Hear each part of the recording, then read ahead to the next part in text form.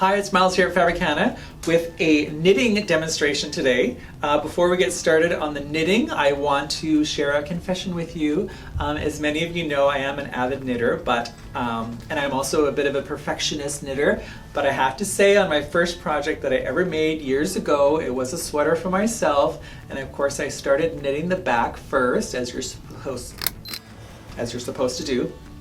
And while I was almost finished, I did notice a couple of stitches that were incorrect, and what I should have done was unknit the sweater to that point, fix them, and then reknit it. But I was so anxious to see what the sweater looked like when it was finished, I did not do that. So there you have it, a confession from a perfectionist that I had a mistake in my first project.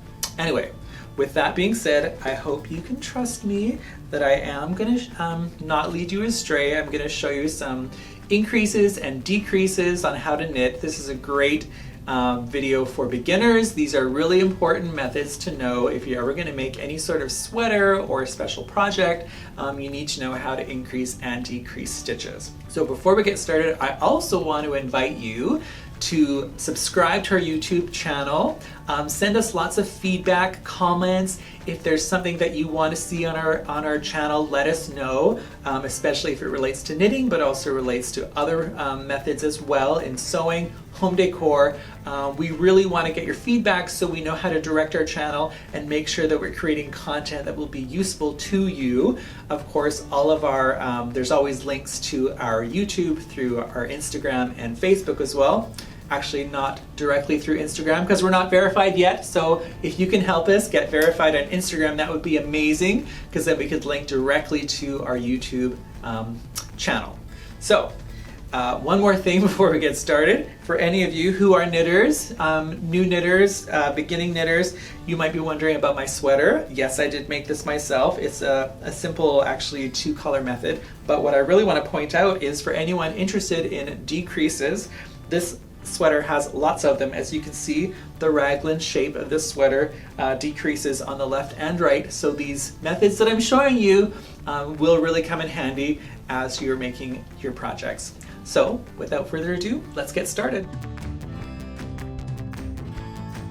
All right, so the first method I want to show you today is the right leaning decrease, knit two together. So what do we mean by right leaning decrease?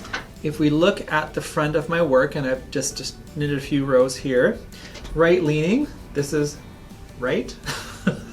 So that means that our decrease is going to be going towards the right. So that's generally going to be a decrease at the end of our rows. So I'm just going to quickly knit most of the stitches in this row. I've only done 16, so we can just quickly go through this. All right, so I've knitted the first 13 stitches. I still have 3 stitches left on my needle. So as I mentioned before, we have 16 stitches. So I've knit the first 13. When I have 3 left on my left needle, I'm putting my needle into the second stitch as if I'm going to knit it. But then my needle also goes through the first stitch as if I'm going to knit it. So I basically knitting both stitches at the same time. I wrap the yarn and I bring both stitches over, so those two are now becoming one. That's why we call it a decrease, and then I can simply do the last stitch. So I just did a few more rows with that right leaning decrease just to show you the finished effect. As you can see, if I hold it flat, the decreases are definitely going to the right. So this is something that can be used at an armhole or a neck edge when you need to decrease your stitches to the right. So once you've mastered your right leaning decrease, we're going to start with a left leaning decrease. And this one is slip one, knit one, pass slip stitch over, which is abbreviated SL1, K1, psso if you're looking at a pattern. Now, like we said, this is going to be a left leaning decrease, so it's going to decrease to the left. It starts at the beginning of our row. So like I said, I'm just going to knit the first stitch, and then as it says, we're going to slip one, so as if we're knitting, we put our needle in, but we just slide it off the end of our other needle. We knit one like normal, the next one, and then the psso, pass slip stitch over. So we take that slip stitch that we did and we just put our needle in to slide it over the stitch that we knit, and then we just continue knitting like normal. So as you can see from that first row we did, we've done quite a few more rows, so that gives you the idea of this method of decreasing to the left, and that is the slip one, knit one, pass slip stitch over. So let's take a look at another left leaning decrease. Now this one is the slip, slip, knit, SSK. It seems to be very popular on YouTube. I've seen tons of demos of that on Pinterest. So it's kind of one that I don't use at home, so hopefully you can follow along and I'm not going to make too many mistakes. It's pretty easy. It's a left leaning decrease, so it starts at the beginning of a row and it's going to go to the left. So as I mentioned before, we showed, we're going to knit the first stitch, and then we're going to slip one, slip the second one, oops, just slip it, don't knit it. Then I'm going to put my needle through both of those stitches, like that. I'm going to wrap the yarn, and I'm going to slide those two stitches over the end, making one stitch, and then continue to knit as normal. So like the other demos, I'm just going to do a few more rows so you can see the final effect of this left leaning decrease. So here again, I've done a few more rows. This is where we did our first row with the slip, slip, knit. So again, you get that look of the decrease, the left leaning decrease, for a few more rows. All right, either you've mastered all of our decrease methods or you've jumped ahead to the increase method. Either way, we have landed at our first increase method. So this is often used on a sleeve. If you're knitting from the hem up, you need to increase your stitches. The first method we're going to look at is called a yarn over, and this is the simplest way of increasing, but I have to warn you, it does kind of leave a hole. So if you don't mind that kind of lacy look, it's a good method. But if you're making a sleeve or something else, might not be the best. I know this method is often used in a very popular little washcloth pattern, so it is a good method to know, and it's also great if you're making a buttonhole. It's the easiest buttonhole because, like I said, it does leave a hole. So I'm just going to knit a couple of stitches, 3 stitches.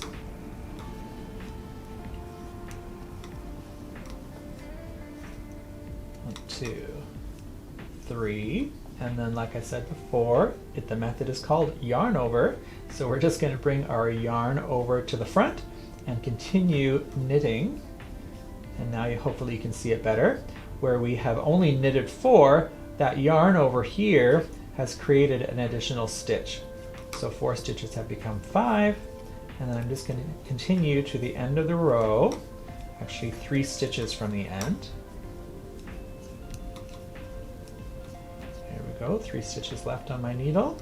I'm going to do another yarn over, and then I'm going to continue to knit those 3 stitches. And like I promised, I'm going to continue to do a few more rows so you get the finished effect of what a yarn over looks like. Actually, why don't I show you the purling row just so you know how to pick up those yarn over stitches.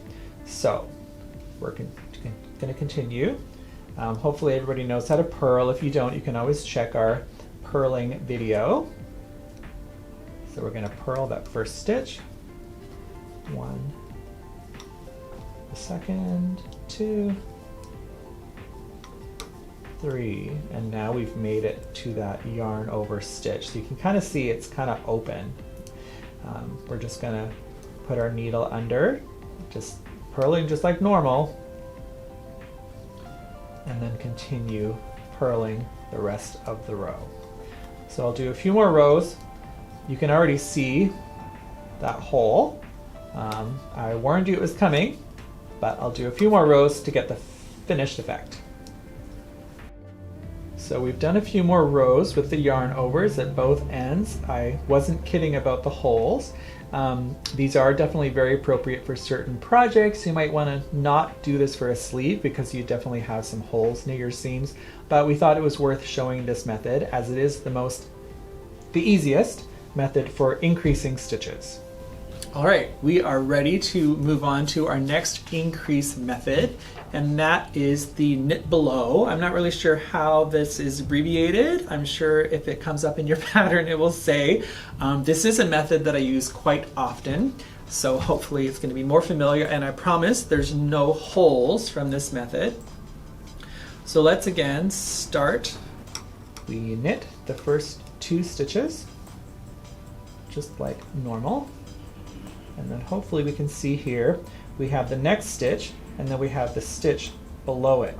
So I'm going to use the tip of my left needle to actually back up and kind of pick up that stitch. And then I'm going to use my right needle to knit that stitch.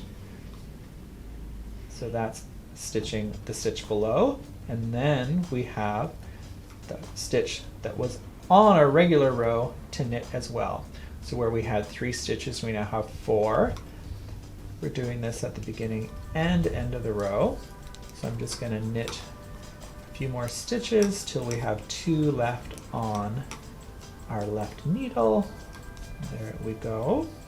Again, we've got our stitch on the needle and there's one right below that we want to knit into first.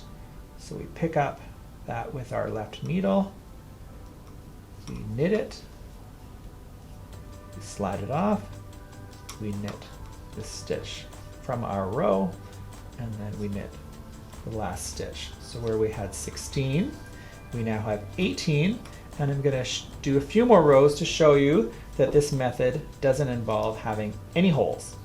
So as promised, here's a few more rows. You can see how our little piece of fabric is getting larger. And no holes. Like I said, this is one of the methods that I like using.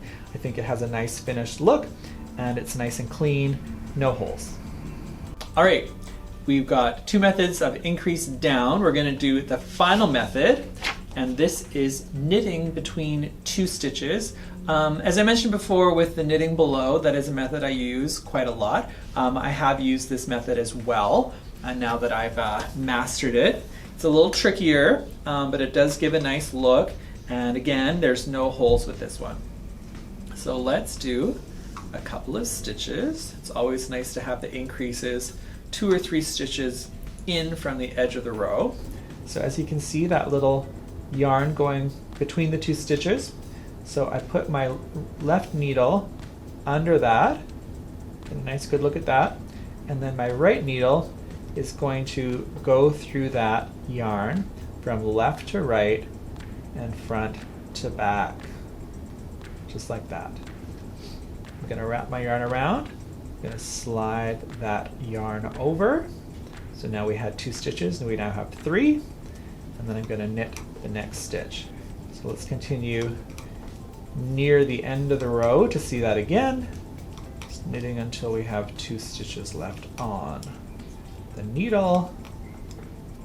Again, if we just kind of pull the 2 needles apart, we can see that yarn that we need to pick up. We're going to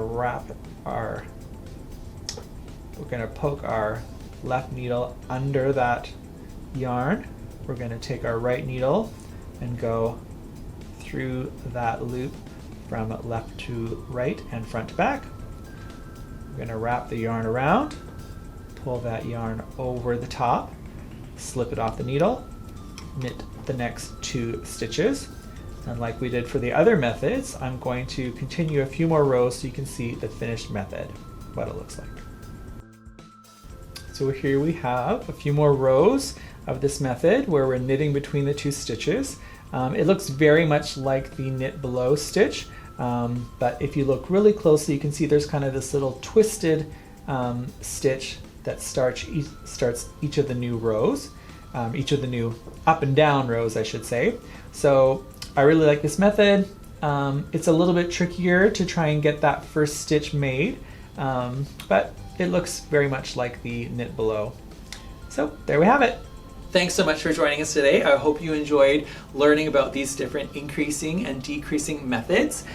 If there is other content that you're hoping to find, as I mentioned at the beginning of the video, please don't hesitate to let us know in the comments. There's lots of other ways you can contact us through our website, www.fabricana.com. You can send us an email through there, but you can also reach us by messaging us through our Facebook page or commenting on our Instagram. We really would love to create content that is meaningful to you, so please let us know what that is. I hope you enjoyed the content. I know I love knitting. I hope you're going to love knitting as much as I do, and you're going to make lots of fun projects like this sweater I'm wearing. So again, thank you so much for joining us, and we shall see you next time.